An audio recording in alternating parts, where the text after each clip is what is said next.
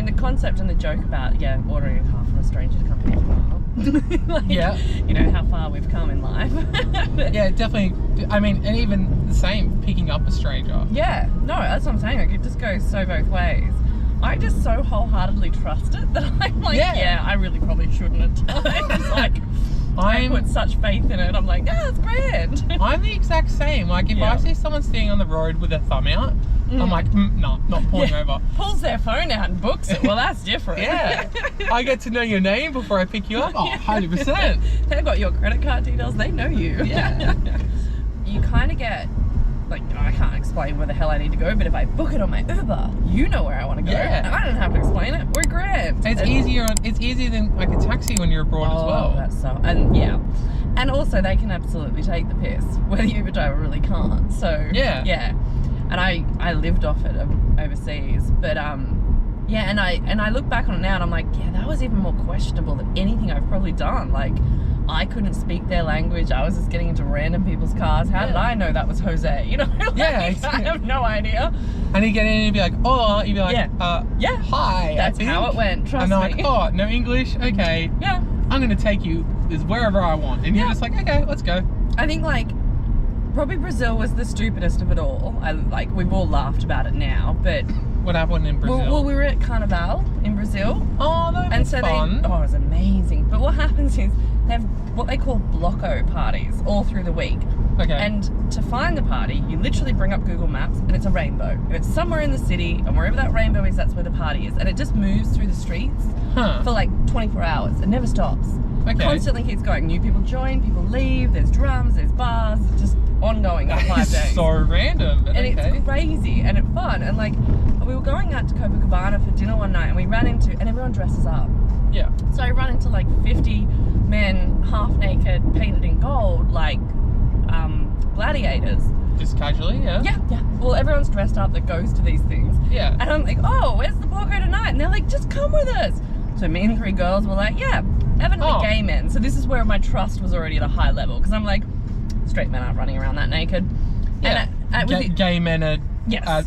Should be safe, right? Well, that was my theory.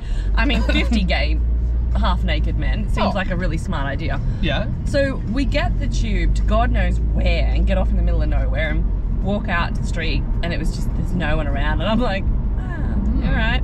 Come around a corner and you can hear the drums. I'm like, all right, we're near it. A couple of streets away, we join the party. And when I say party, I'm talking hundreds of thousands of people, like non-stop in the streets. Yeah. So, night gets to about 3 or 4 in the morning, we're done.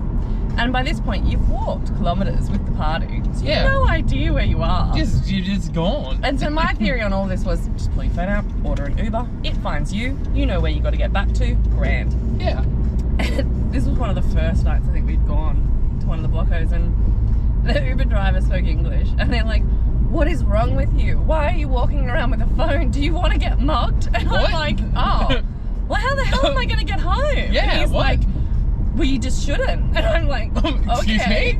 Well, I can't order you without the phone, so, Wait, what? So walking out with the phone and he's... I think it was just being in Rio at 3 in the morning or 4 in the morning, rather drunk in the middle of nowhere, and pulling out your phone and ordering an Uber probably wasn't the most advisable thing to do. Yeah, I guess. But I mean, we just did it every night. We were like, I don't know, it works. And like, I look back on it and I think, God, we could have gotten ourselves into some serious trouble. Like, we ended up near some pretty dodgy favelas, which is like the slummy sort of neighborhoods, and we were like, but it's great! Yay, party! Everyone's half naked, dancing away to the drums, and dancing in the streets all night, and you're like, yay! And yeah, that's where I come back to this, and I'm like, yeah, I'm pretty sure Uber's much safer over here. I'm good. I'm not getting myself into random bad situations. Especially, I'm not pulling up and going, oh, how did you not get mugged? Yeah. I'm going to mug you now. Oh no, that became a theme through Rio. Like, a lot of Uber drivers would have a go at us about our phones, and I'd just be laughing, going, mate, what do you want us to do? I mean, like, they're getting paid. I know. I think they were just very concerned for the silly Western people. Nah. And we were like, I mean, mind you, we were over in South America for 4 months, and nothing happened, ever, bad. And so we were like, we had a good run. Yeah, you just got, I mean, I would presume either you got very lucky or... I think it's A and B. Yeah. I mean, we're all not stupid travellers either. Like, a lot of us have done extensive travel, so we're not running around doing all the really obvious tourist things. But at the end of the day, you're white, you're Western, you're speaking English, you do stand out. So, yeah. Especially in like South America as well. There's going to be a lot of people targeting. Africa was 10 times worse. Oh no, what happened in Africa? Oh, just like you are the whitest human you'll ever like. I remember being in like markets in Nairobi or something, and I lost people I was with, and I turned around and I'm like, I am the only white person. I stand out like a sore thumb, and I'm in these markets and everyone's coming at me, and I'm just like, this is not good. And everyone sees you as a tourist, so they'll try and sell you something. Well, no, because it's not. When I say markets, I was talking food markets. This wasn't like a tourist place. We should not have been there. This was like, we went there to get food.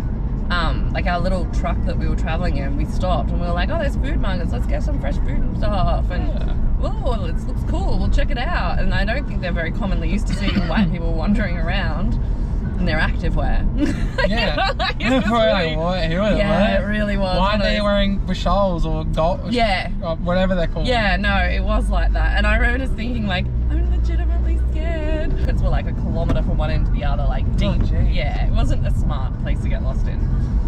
But I mean, obviously you found. Oh yeah, I got out. It was more once I found a way out of it.